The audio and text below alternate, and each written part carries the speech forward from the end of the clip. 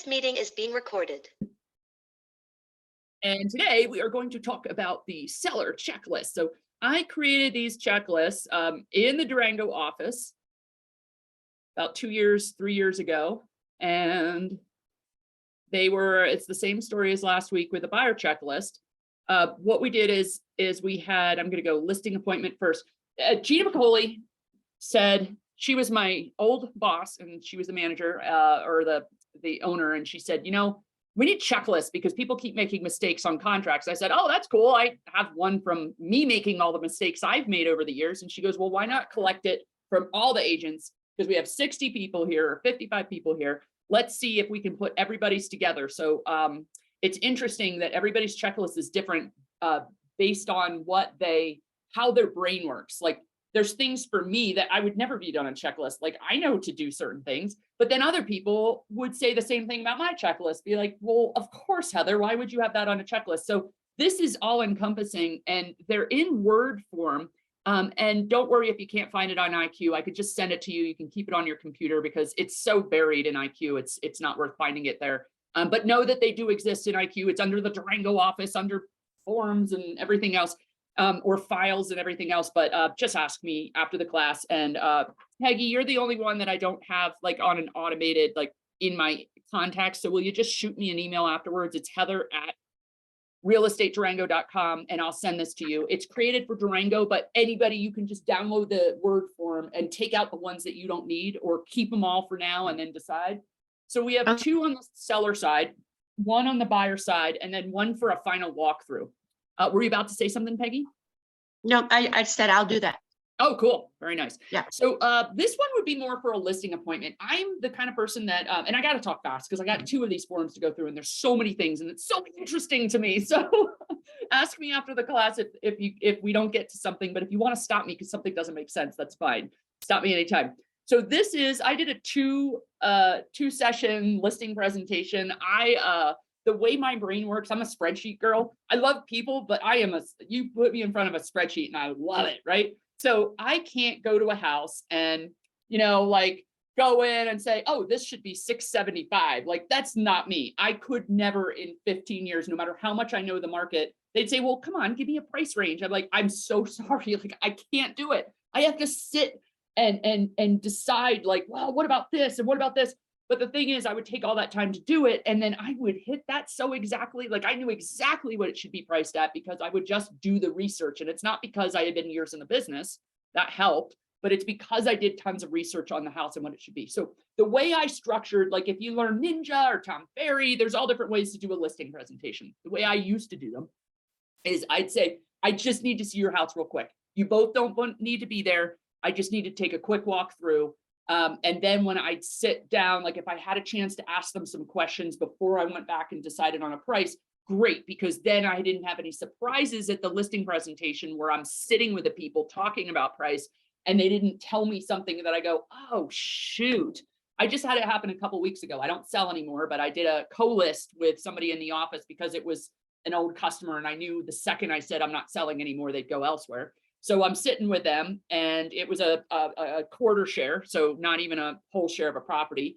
And we priced it according to something that we thought, and then found out later that the rating of the unit, because everything's rated at resorts, like how well it stands up when you rent it out. Like, does it get the best guests or does it not get the best guests because it's not perfect, right?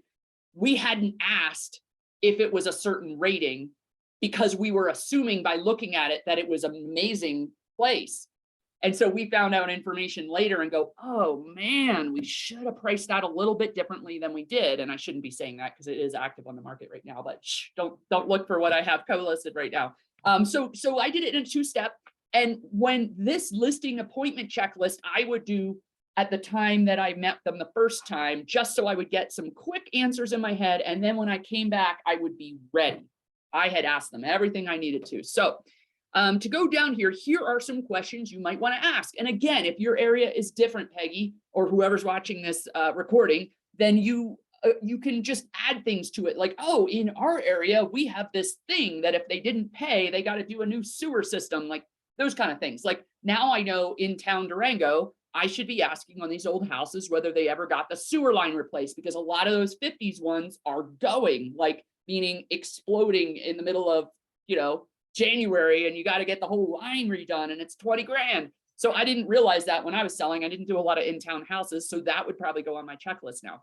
But here's some things you want to ask for. So in our area, we have this thing called, in Colorado, certificate of occupancy. So you get all these permits in some counties in the area. So like Montezuma County, there's no building permits for the structure. There are state permits for electrical and plumbing.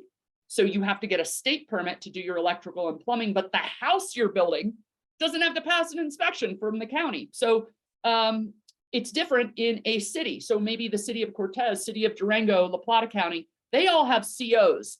COs are like, check the box, building department has signed off that everything is not going to like fall over, or it's not going to, it was built correctly to the building codes that exist. And each area of the country is going to accept different energy codes, different structural codes. It's up to the entity across the country on what they decide. In our area, it's a CO, and our county or our city signs off on it. And I'm going to get into COs a little bit later, but like you could have somebody that permitted a bunch of things and just never got around to it. Maybe they didn't need a loan, because if you have a loan when you build a house, it's going to have a CO. And it's okay if the CO is from the 70s, but you just want to make sure at the time that the house was built, did it have a CO? So that's a question. Like, did you get a CO on that? Like, it looks like you added an addition. Did you go and get your permits for it? And you find out a lot of things about people say, I never got a permit. I just kind of did it because I'm a contractor. And those are things you need to know before you price a home. I want to know if there's mineral rights. It's like 99% of the time in Colorado, you're not getting mineral rights, but once in a while, there's some mineral rights. Even if you're in town in Bayfield, there's mineral rights. So you get a few bucks every year. So just to know that is a good thing to know. It might help you price the property different. I want to know if there's an easement. I want to know, like, do you have any weird easements? And again, this is like, you're just asking quick questions to the person. Hey, can I ask you like 5 questions while I'm checking out your home? I want to know, are there any weird easements on your property? They go, what are you talking about? I'm like, I mean, like, you cannot build let's say you have a big property and somebody thought, oh, I'd love to add an ADU, like a different building on the property, or I'd like to put a shed down there. And the person goes, oh, well, you can't, because you can't put a road back there, because that's where the telephone company has some weird easement and they have a thing under the soil and we're not allowed to touch it. Or there's a gas line that runs through my property, or carbon dioxide line for gas development, those kind of things. You want to know if there's any weird easements, like, oh, the neighbor's allowed to use our well, so there's an easement out there. Like, you just want to know these things. And is there anything in particular I need to know about your property? And they'll just leave that open-ended, and they're going to tell you. So these are the kind of things that, again, you don't need it like the first time you go to see a house, but you start getting them comfortable with. Every state is going to have different lists of what is required to give to a buyer. They're called community interest documents, CIC documents. They're called association documents now. And whatever it is that in your jurisdiction you have to give to a buyer. When I'm meeting the seller, I say, could you just get me, do you have any idea? Do you have like some HOA website? Because almost everybody has HOA websites now. Or does some entity run your HOA, or is it a person? Like, who do you talk to in the HOA? Just give me a name and a number. That's all that person has to. They don't have to go and give you all this stuff. This is just the list for me to look into to know who to call. So I just start wanting to know that right away. Even if I don't have the listing yet, I just want to get like, okay, I need to know this stuff so that if I get the listing, I'm ready to go and I can get it done. It doesn't mean I'm like collecting all this stuff ahead of time. Do you have a survey? Do you have a survey? Oh yeah, it's in my underwear drawer. Like, I never recorded it. It's just here. I got it done a couple years ago. Here you go. Just ask them, because they're not always recorded. Sometimes people have them sitting around their house or something. I think now they have to be recorded in Colorado, but it wasn't at the time for sure. People would pull them out of their junk drawer. These kind of things aren't important for, like, not really for pricing a home. It's more, this is another thing. I get to list a house. I hate writing that description of the house, but I also hate, I'm sitting there and I go, what kind of roof was it? Like, I'm not good with details like that. I know I walked through the house. I know it's 3 bedrooms, 2 baths. I remember there was some really nice cabinetry. I have a good feel for the overall thing. I don't remember the details, and I'm not sitting there taking pictures. So these are the kind of things I just like having in my brain. Oh, it was a metal roof. Okay. So that when I'm putting it in the MLS, I can just get it done. I don't have to stop and go look it up on GIS and say, or Google Earth and say, oh yeah, it was a metal roof. Oh, what kind of foundation is it? Oh, like I just want to know. And foundation type really doesn't matter unless you're dealing with a manufactured home. Then you need to know, is it permanent? Is it purged? All these kind of questions that you need to know. And I don't have a lot of experience with manufactured homes, but just know that is more important just with manufactured homes, getting a loan.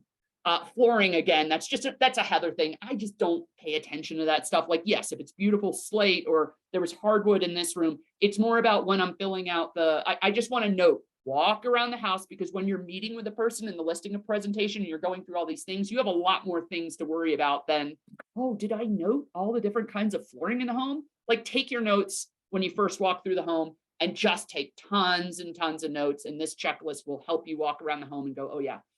Utility bill averages, this is not something you need right now. This is just before you list a home. I like to know how much they pay for propane. And again, if you're doing luxury homes, probably doesn't matter at all. But if I'm doing a regular family home where it's like a blue collar kind of home, my homes that I was selling at the time were 100, 200, 300,000. That was my pretty much limit. So I needed to know those utility bill averages because it was hard for people to afford to move into a house. And that's the kind of home that I'd make sure I had utility bills for. Zoning and requirements. Somebody says, oh yeah, I got a big lot. Yeah, you could put another house up. Well, can you put another house up on the property? So I might do that after my first appointment, is just call and talk to the planning department and say, so I got this property. I'm just like looking at it. It looks really big. Could I do X on the property? Or could you ever do commercial? Could you do, maybe you have a house that's in the middle of a commercial district and you just call the city and say, could you make that commercial? Like, could I advertise that as commercial or residential? And you just want to know this before you're ready to price the home, put it in the MLS. And then also, okay, this is going to come up more than it was for the last few years. People have made a ton of money on their homes.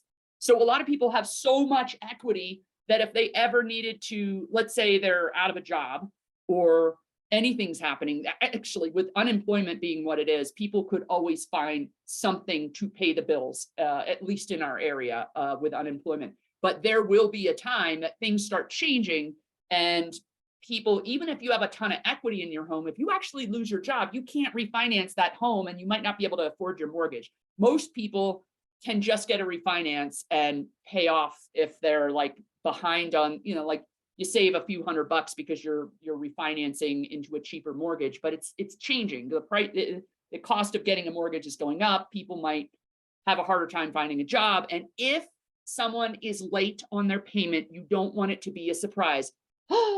Heather had one that went into foreclosure the night before the closing. And I had that house on the market for 9 months. And the person that I was working with, I did open houses. I did so much for them. They never told me that they were late on their payments. I should have asked. It's my fault, right?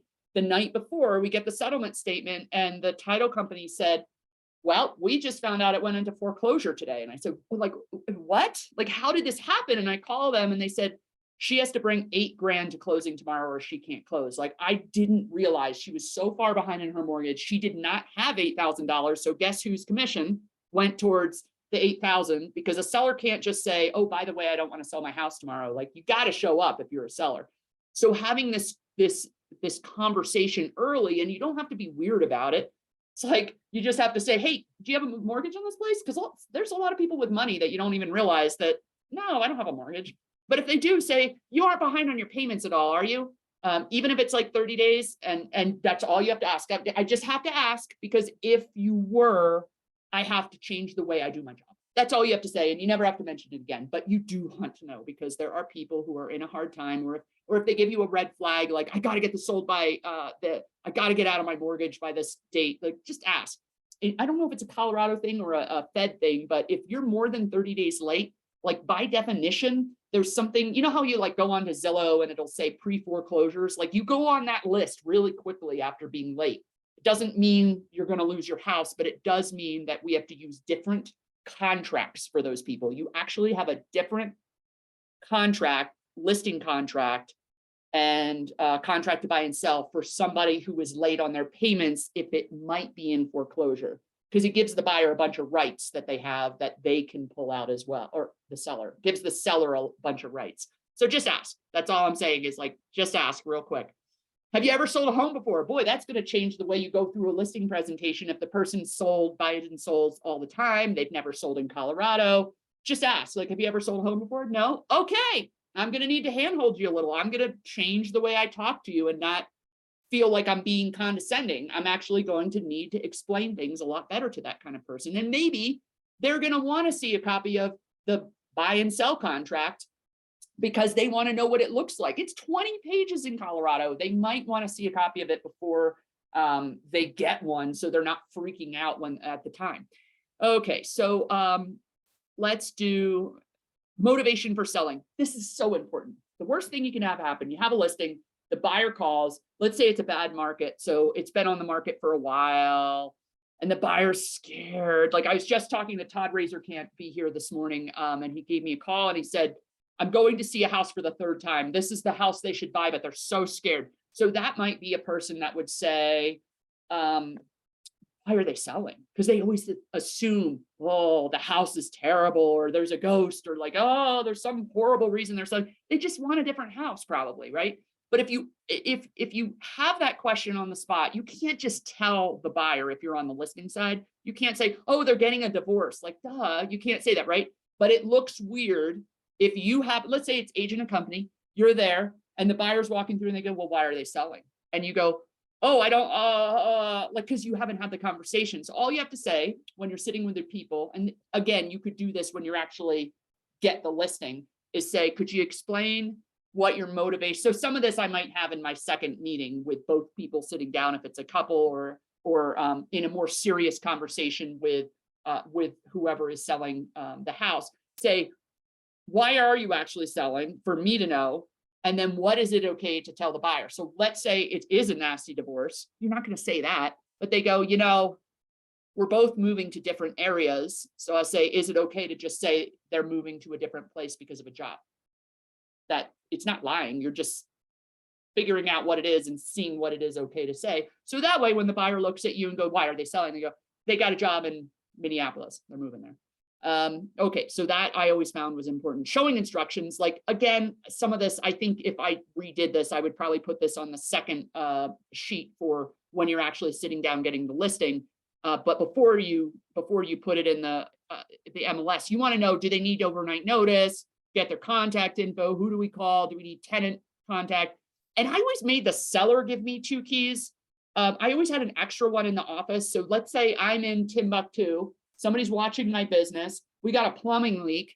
And the person watching my business is like, I'm showing property all the way out here. I can't get to the house. You want to be able to call the emergency company and says, you have my seller's permission.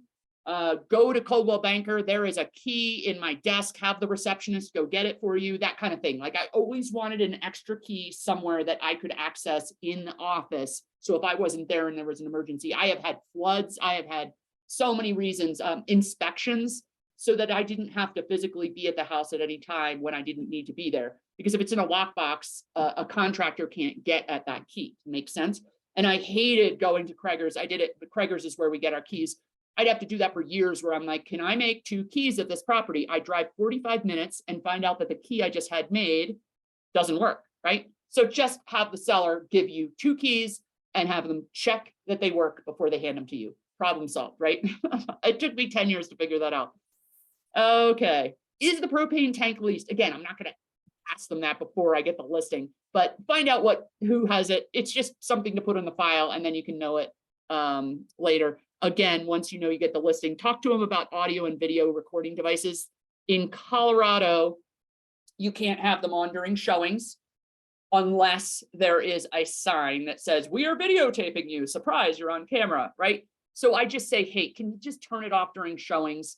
And if they go, oh no, we can't because we have a nanny cam and we have a nanny and we got to watch her, then maybe just you would have to say you need to authorize me to provide notice for consent. So you'd actually have to text the agent and say, hey, I'm letting you know there's a security device, there's a nanny cam on the property. I have to put it in broker remarks. I have to have a sign on the property. Just you have that discussion before you list the property. It's a Colorado law. Just turn it off during the showings and always assume if you're on the buyer side that you that there is always a recording device.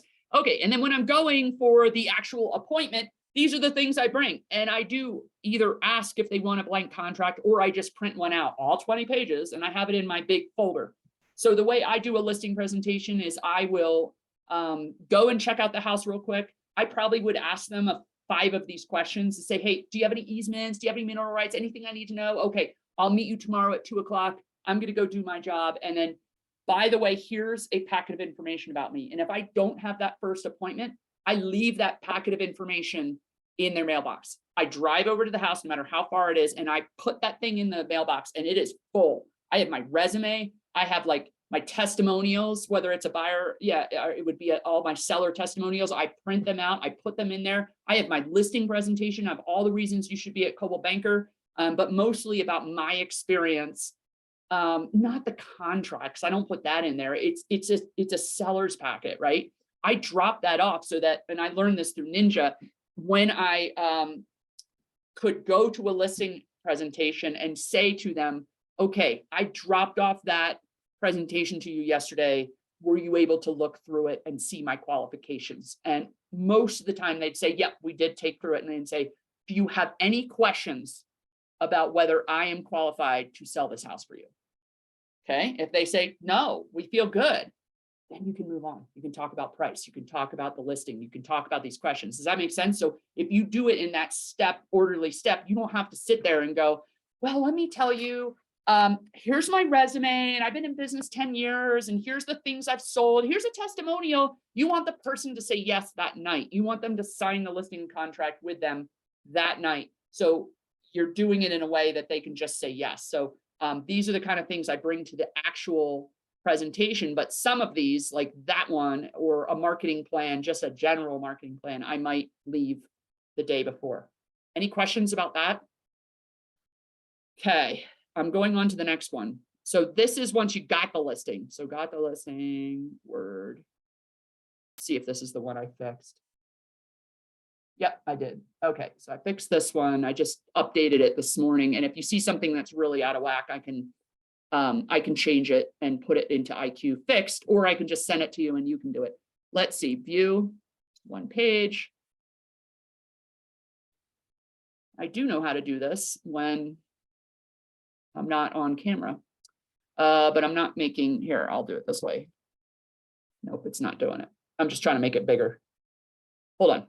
Let me stop sharing for a minute and go to it. I think that's the problem.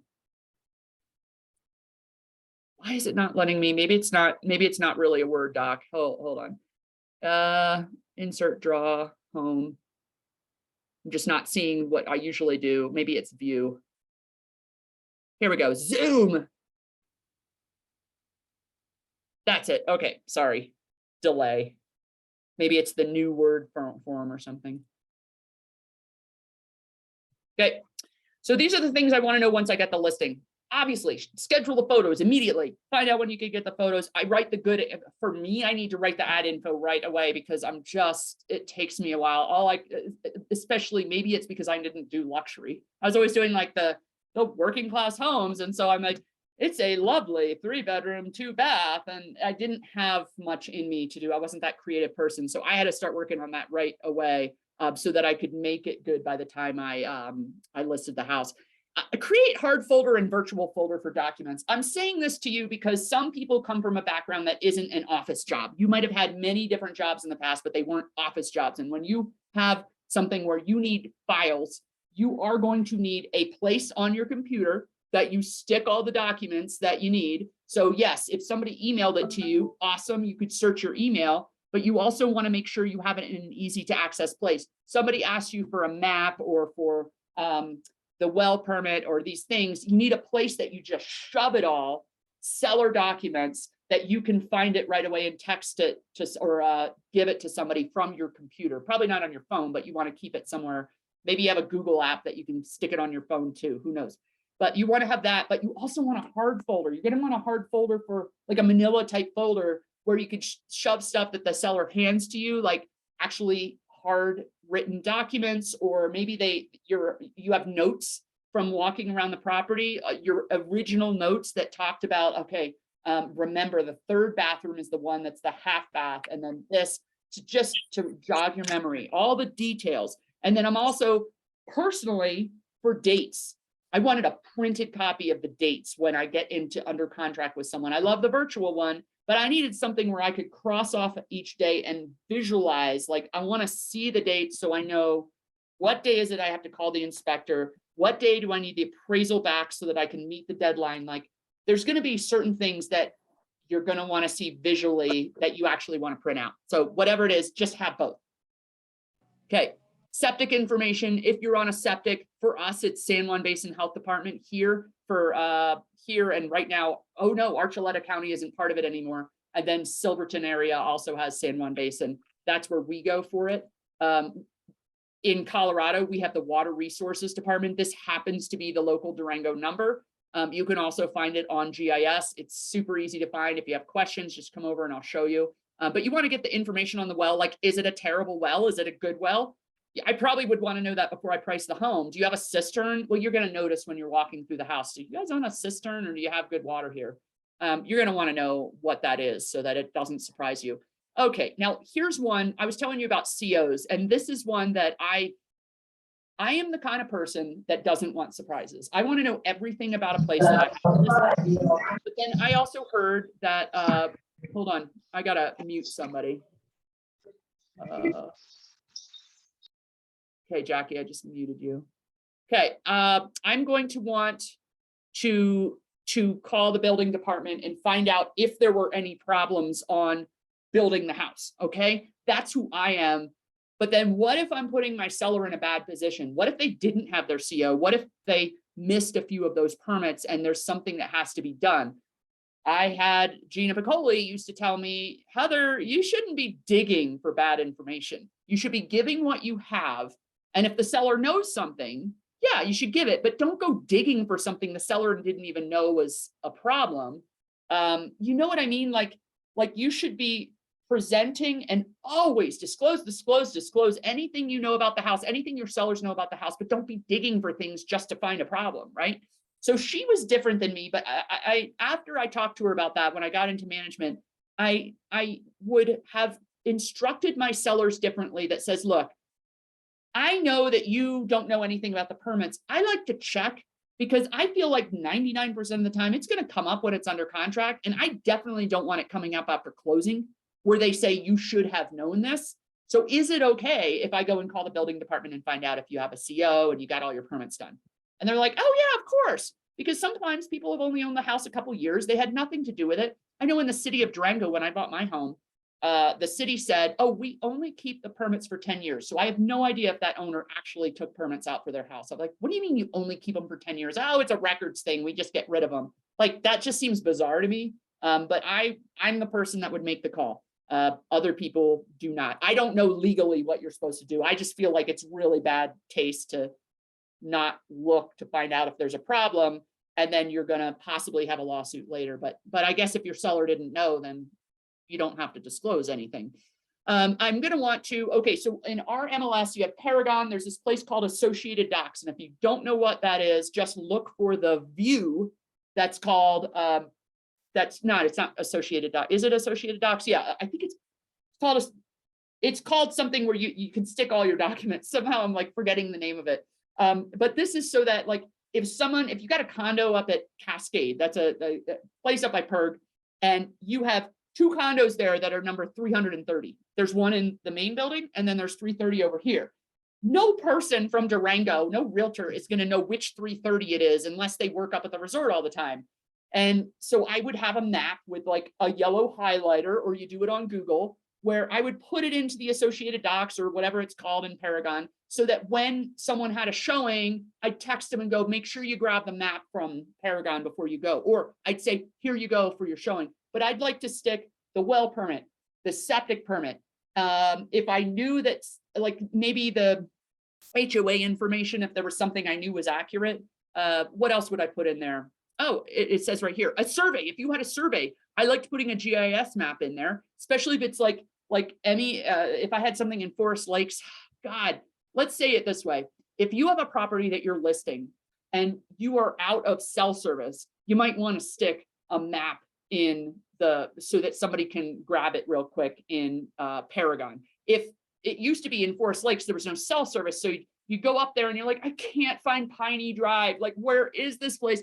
So I would just stick a GIS map in this place in Paragon, and I'd have a little line showing how to get to the property. So somebody could print it out and just follow the map. And it was so much easier. But now that we have an app for that, it would be more in the remote areas of, I'm sure Montana has remote areas and Colorado does too. Make sure that you have something up in that area of Paragon to allow people to get there. Disclosures, if I had the square footage disclosure or the property disclosure signed, I just stick them in there. Just stick it all in there. Don't put anything negative in there. So if you don't have the permits, I'm not going to go advertise I don't have the permits. I'm not going to, I'd wait till somebody was interested in making an offer. And I'd say, by the way, I want you to know before you make an offer, there's some issues with the foundation or something like that. But I would, that's not true. I would probably do that for like building permit thing, but I would put, if I knew there was a foundation issue and we had gotten a report, some sort of engineering report, I'd shove that into that section of Paragon as well. So I hope that makes sense, disclosing. Add your contact, doing showing desk, like to me, that's like, duh, you have to put it in showing desk so you can get showings, but I cannot, there are people that forget to do that. So I put it on here. Update your e-key. There is a way, we have Supra in our area to get into people's houses. And you can log into supraekey.com and you can register the lockbox that you put on your house. The beauty of that is it happens a lot where a seller might come home and say, someone touched X, they stole something from me. And it's like their kid put it somewhere, you know, it's usually not somebody on a showing, but you want to be able to know who was in the home. I swear somebody was in there, and you go, no, there weren't any showings today. If you go to Supra eKey, you can prove whether or not someone accessed the house through the showing, not showing, it's not showing time at all. It's Supra. You can tell if somebody used a lockbox to enter the house. And when you have vacant homes, there are people who are unethical about it and they do not put it on showing time. They know it's on their way home and nobody lives there. It's in their neighborhood. They just stop by and show somebody the house and didn't set up a showing. Like, that's breaking and entering. You don't do that, okay? But if you have it registered on Supra eKey, it probably takes you 10, 15 minutes the first time you do it, but then it gets easy. You can actually you just need the lockbox number from the side of the lockbox, and then you can register it on it. And you can even get like alerts that tell you someone just opened your lockbox if you want that. That's way too much for me, but you could get like an email that says it was just opened by so-and-so. So I think that's cool. Remember to put up your sign in the directional arrows. So I've done that before, where you go out to the house to do something and you forget to bring the sign. So that's just a reminder. Confirm all disclosures and showing instructions. Okay, so you go to list the house, you send an email to the seller. Congratulations, you're live. Here is a copy of what I put in Paragon. If you can do it before it's live, that's the best way to do it. I can't remember if you can do that on Paragon. I kind of feel like you have to do a screenshot somehow because you can't share the listing yet. But you also want to put like a follow-up email that says, I'm confirming that this is exactly what you told me about showings. You said no overnight notice necessary, just 2 hours. Because you could have, let's say it's 2 people that own the house and they're bickering about what the showings instructions could be, and they conclude that they want to do it a certain way. You put it in the MLS and they go, oh, we didn't tell you that. And you're like, oh my God, you totally told me that. That's what the email is helpful for, doing a follow-up email. That also helps for the MLS data. You're saying, hey, this is what I put it in MLS. Could you please check? Because sometimes you have detailed people. Oh my gosh, can you imagine if you messed up the square footage or something else? We're all working for ourselves, so we all make mistakes. So if you have the seller catch it right away, oh, so much better than having a phone call the day after you list it and say, Jackie, you just put this in MLS as that yesterday. My neighbor called me and told me you have it in as a 2-bedroom. It's supposed to be 3. What were you thinking? So how embarrassed are they that the neighbor caught it oh, God, you got a stupid realtor. Like they put it in as a 2-bedroom. So if you follow up with them and they catch the mistake right away, it's usually not a big deal at all. Even if it's like a pretty bad mistake, it's fine because you just got it listed. It's when somebody else brings it to their attention that it gets really embarrassing to you. That's also, I'll get into that later. Make sure the seller approves the MLS data. I used to have a little stamp that said approved. I don't think I ever really used it. And then in Colorado, we have carbon monoxide detectors that are required by law if you have any garage or gas, anything in the house, like anything in the house. You have to have carbon monoxide detectors within 15 feet of each bedroom and blah, blah, blah. Just make sure they're in the house. They actually have to be like plugged in and working in the house if you have a listing, not just when you sell it, when you have a listing. So make sure they get them, or I used to go to Krager's all the time and spend like my 25 bucks and I just stick them in the house, whatever. We just want to make sure you're following the rules. Load the listing contract into IQ. That's a good reminder. Get the listing, it's live, click the box that says you have a new listing in the IQ quick links and make sure you get your stuff in there because we all hate, and I deal with it every day. You get all your docs loaded when you're getting close to closing, and then it's shot back from transactional group at CB, and they say, hey, by the way, you should have, you forgot X. You should have had a signature on it.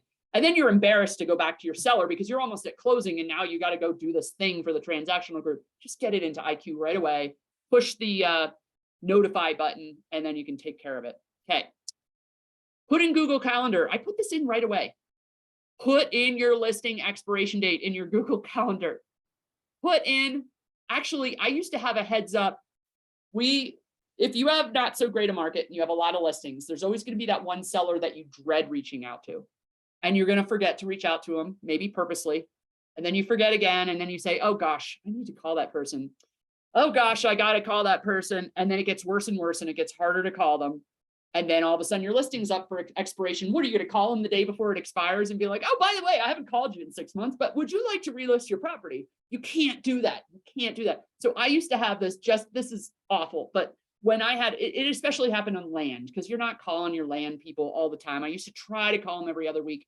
I would put, when the listing was expiring, I'd put it in MLS, or not in MLS, my Google Calendar. I'd put 1 month before it was about to expire or a month and a half, so that just in case they were that person that I hadn't been reaching out to yet, I had a good 6 weeks to get back in a good flow with them.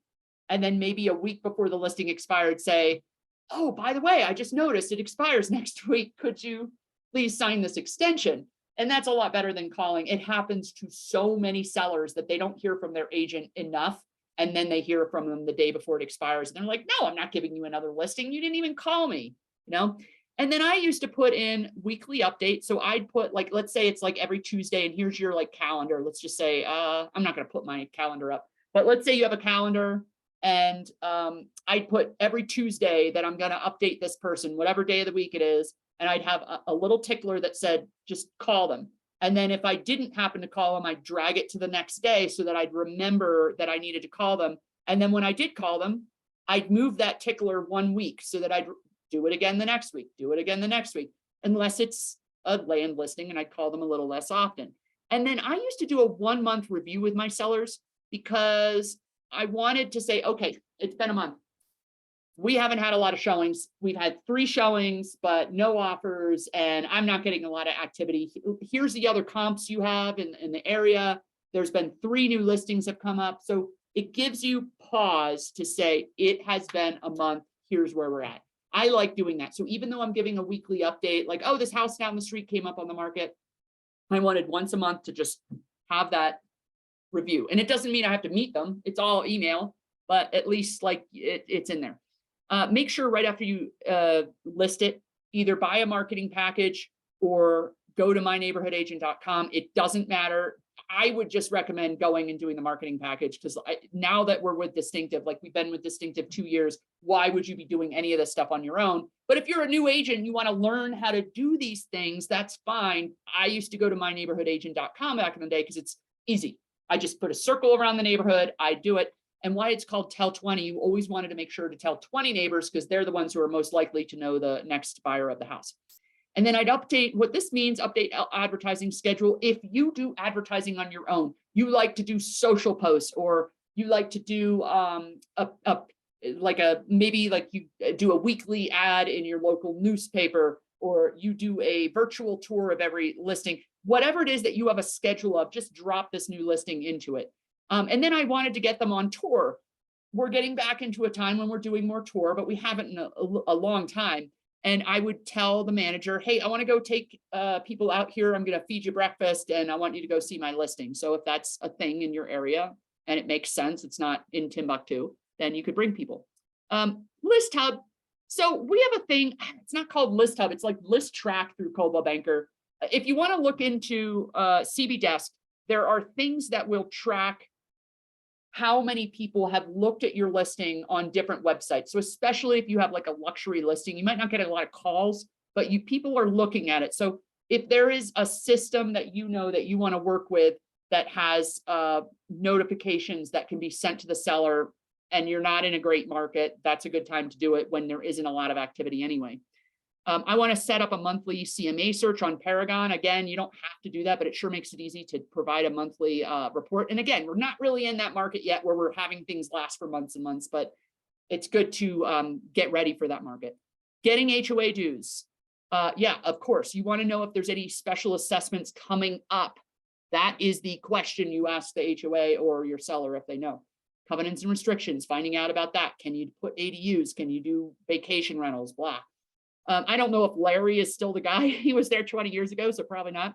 But this is our floodplain information. I wanted to know if it needed flood insurance. If somebody owns their house free and clear, there is a good chance they don't have flood insurance because they just never thought of getting it. Even if you're below a dam, like hours and hours. Hold on one second. I'm getting emergency phone calls.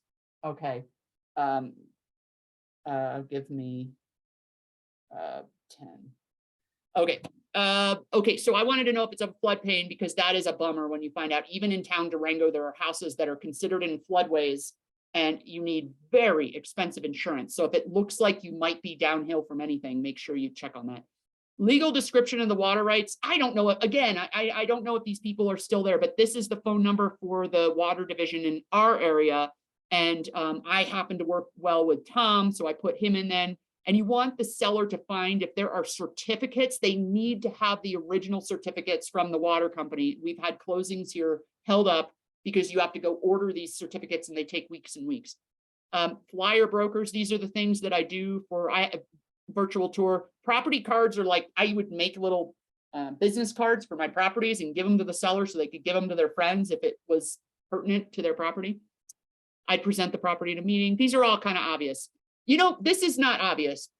Sending copies of their web pages with their listing. Search Zillow, search coldwellbanker.com, search realestatedurango.com is ours. Search for their listing. Send them a link to all their listing, to all the places they can find their listing. Not all, but like 5 different places, right? Send it to them.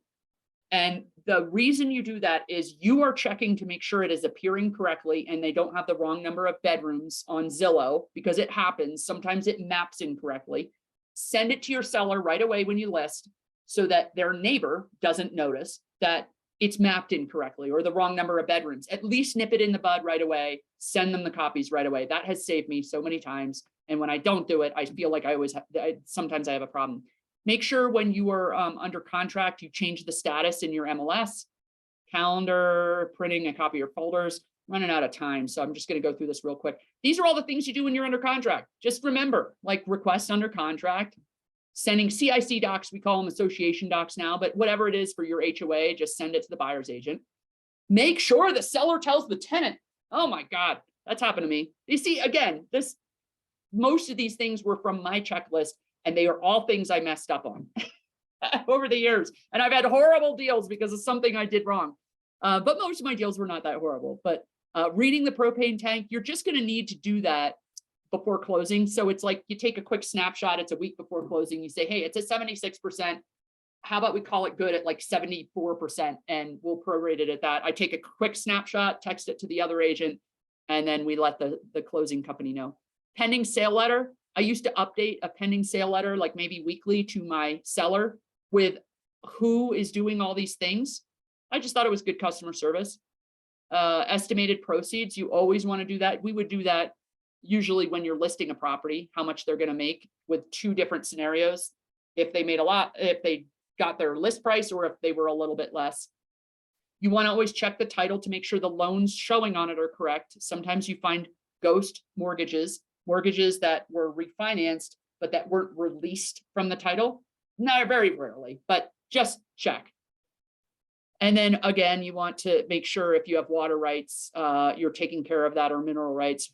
We do a well transfer in Colorado, and I think the closing company does that now.